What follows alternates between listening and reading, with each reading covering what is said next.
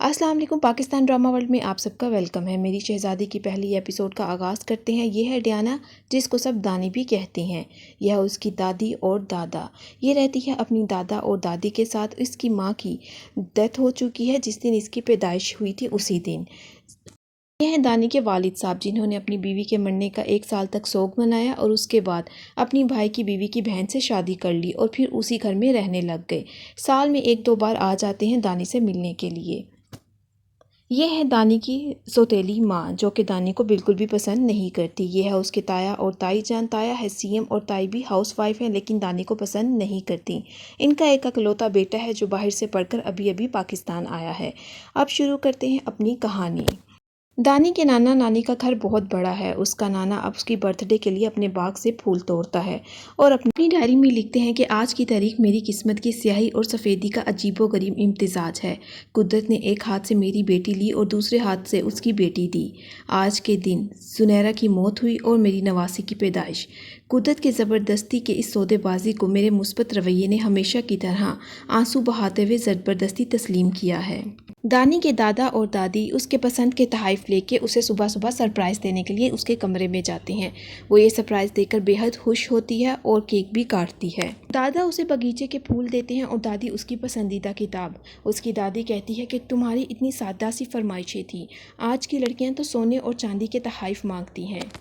जिस पे दानी कहती है कि मेरे नाना के बाग के फूल और मेरी पसंदीदा किताब और मेरे पसंदीदा लोगों से बेहतर मेरे लिए क्या तोहफ़ा हो सकता है। इससे भरकर मुझे और कुछ नहीं चाहिए।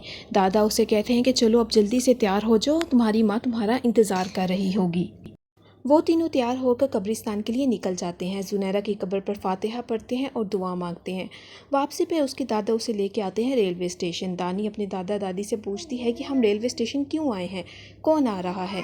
जब वो पीछे मुड़कर देखती है तो उसकी दोस्त लाहौर से बिस्मा आती है। वो उसे देखकर बेहद खुश होती है और कहती है कि दादा दादी ने मुझे टिकट भिजवाई तो मैं आ गई तुम्हारे पास। दानी के वालिद अपने भाई को कहते हैं कि अपोजिशन ने एक तहरीक शुरू की है। ये सुनकर वो कहते हैं कि मेरी कुर्सी को किसी किस्म का ख़तरा नहीं है और ना ही मेरी हुकूमत को, क्योंकि मेरी कुर्सी बेहद मजबूत है। दानी के वालिद अपनी बीवी से पूछते हैं कि मैंने आज के दिन का अलार्म लगाया हुआ था।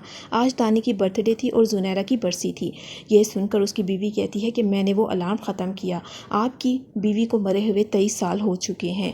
अब तो एटलीस्ट बरसी का अलार्म ख़त्म कर देना चाहिए था। ये सुनकर दानी के ताया कहते हैं कि तुम्हें मरी हुई औरत से क्या ख़तरा है, वो मरी हुई है, कब्र में है, तुम्हें वो क्या नुकसान पहुँचाएगी। ताया अलमास को कहते हैं कि तुमने ठीक नहीं किया, वो इसकी जिम्मेदारी है। जिस पे अलमास कहती है कि मुझे इस जिम्मेदारी से कोई मसला नहीं है, लेकिन मुझे बरसी के अलार्म से मसला है। तब दानी का बाप उसे सालगिरह की मुबारक का मैसेज करता है। दानी वो मैसेज देख के बहुत अफसरदा हो जाती है। दानी की दादी अपने शौहर को कहती है कि आज बरसी थी लेकिन वो आज भी कब्रिस्तान नहीं गया, वो अपनी बीवी को कितनी जल्दी भूल गया है। ये बात सुनकर दादा कहते हैं कि उसकी बीवी को मरे हुए 23 साल हो गए हैं, हो सकता है कि वो शहर से बाहर चला गया हो। इसमें दानी से पूछती है कि मैं तुम्हारे सामने 3 ऑप्शंस रखती हूँ, तुम्हारा शौहर कैसा होना चाहिए, बहुत खूबसूरत होना चाहिए, बहुत अमीर होना चाहिए, या फिर तुमसे सिर्फ मोहब्बत ज़्यादा करता हो। जिस पे दानी कहती है कि मुझसे मोहब्बत करता हो, मुझे ना अमीर शख्स चाहिए ना ही खूबसूरत। वो मुझसे इतनी मोहब्बत करता हो कि अगर मैं नाराज़ होकर कहीं चली जाऊं तो वो मजनू बनकर फिरता रहे। कोई बात नहीं, मेरे पास मेरी माँ का घर है, हम यहाँ पे रह लेंगे, या फिर अपनी माँ की पेंशन से गुजारा कर लेंगे, या फिर हम दोनों नौकरी कर लेंगे। पैसों के बिना ज़िंदगी गुजर जाती है लेकिन मोहब्बत के बिना ज़िंदगी नहीं गुजरती। मुझे मेरा शौहर मुझसे मोहब्बत वाला चाहिए। अगले दिन दानी का बाप आता है दानी से मिलने के लिए, लेकिन उसकी बीवी उसे वार्निंग करती है कि ज़्यादा टाइम मत लगाना। वो कहता है कि मैं हर 2 महीने बाद ही तो अपनी बेटी से मिलने के लिए आता हूँ। दूसरी तरफ दादाजी दादी को समझाते हैं कि तुम्हारे माँ बाप तुम्हारे साथ जैसा मर्जी सलूक करें, लेकिन तुमने अच्छी तरह उनसे पेश आना है ताकि उन्हें हमारी तरबियत का पता चल सके। ये बात सुनकर दादी कहती है कि मेरी चांद सी बेटी थी लेकिन तुम्हारे भतीजे के साथ ब्याह दी। उसके मरने के बाद तुम्हारे भतीजे ने 1 साल तक सोग मनाया और फिर उसे हमेशा। यानी ये बातें सुनकर अपनी दादी को कहती है कि आप हमेशा यही दोहराई हुई बातें क्यों करती हैं, अपने आप को भी तकलीफ़ देती हैं और मुझे भी तकलीफ़ पहुँचाती हैं, ऐसी बातें मत किया करें। जब दानी का बाप दानी से मिलने आता है तो हमेशा की तरह वही सवालात पूछता है कि तुम्हारे पेपर कब हैं, तुम्हारी तरबियत कैसी है और तुम्हारी पढ़ाई कैसी जा रही है। जब उसे अपनी बर्थडे का चेक और दूसरा चेक दे के जा रहा होता है तो दादी उसे रास्ते में रोक कर कहती है कि तुम अपनी बीवी को कहे कि तुम्हें कुछ और सवालात भी सिखा दे, हमारी बेटी इन सवालात के जवाब दे देकर बोर हो गई है और बड़ी भी हो गई है, तुम अगली दफ़ा उससे इजाज़त लेके आना। का बाप जाते वक्त दादा को कहता है कि भाई के सीएम बनने की घर में पार्टी है, आप ज़रूर आना। लेकिन दादाजी मना कर देते हैं और कहते हैं मैं तो नहीं आ सकूंगा, लेकिन दानी और उसकी दोस्त को भेज दूंगा। बिस्मा को जब पता चलता है कि दानी के ताया जान सीएम हैं तो वो दानी को कहते हैं कि तुमने इतनी बड़ी बात मेरे से छुपाई, तुम तो लाजमी सीएम हाउस गई होगी। जिस पे दानी जवाब देती है कि वो मेरा ख़ानदान ही मेरे बाप का ख़ानदान है। बिस्मा ये बात सुनकर कहती है कि लगता है ये सारी बातें तुम्हारे दिमाग में तुम्हारी नानी ने डाली हैं, तुम्हारे बाप की दूसरी शादी उनका हक था। इस बात के जवाब में दानी अपनी दोस्त को कहती है कि ऐसी बात नहीं है, मेरे बाबा मेरी माँ से बेहद प्यार करते थे, वो घंटों बैठकर बातें किया करते थे। लेकिन जब उनकी मौत हुई तो बाबा ने 1 साल तक काला सूट भी नहीं उतारा और शेव भी नहीं की। उन्होंने बहुत शौक मनाया, लेकिन 1 साल बाद फिर अचानक से उन्होंने शाहाना आंटी से शादी कर ली और फिर वहाँ पे ही रहने लगे। दादी को बस उनके अचानक से बदल जाने पे चिढ़ है, ना कि दूसरी शादी करने पे।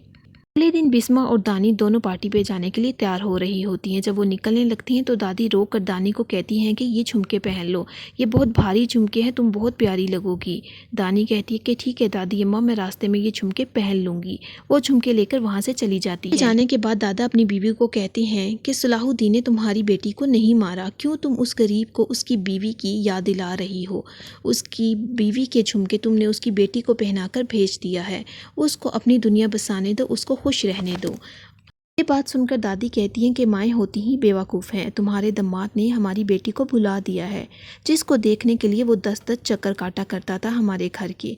जिस पे दादा उसे कहते हैं कि बताओ अब वो क्या करे, वो मर जाए। दानी और बिस्मा दोनों पार्टी में पहुंच जाते हैं।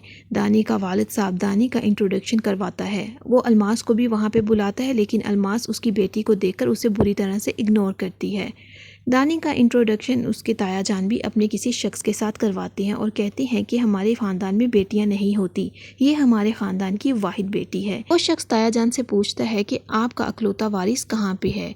ताया जान कहते हैं कि वो तैयार हो रहा है।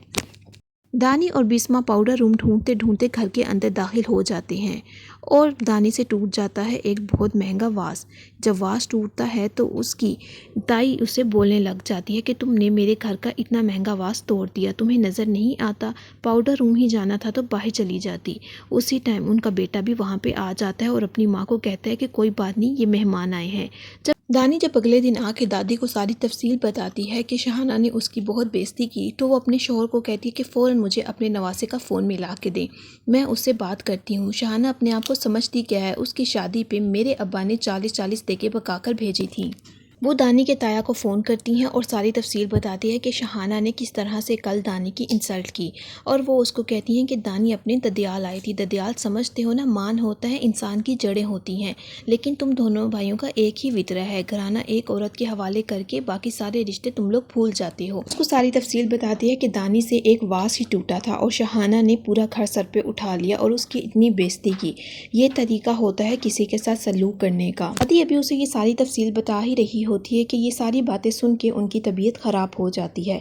वो ये बातें बर्दाश्त नहीं कर पा रहे होते और अचानक से वो बेहोश होने लगते हैं। वो फ़ौरन भागकर वॉशरूम जाते हैं और देखते हैं कि उनके मुंह से खून निकल रहा है। अब हम अगली एपिसोड में देखेंगे कि क्या होगा। अगर आपको मेरी वीडियो पसंद आई हो तो लाइक कीजिएगा।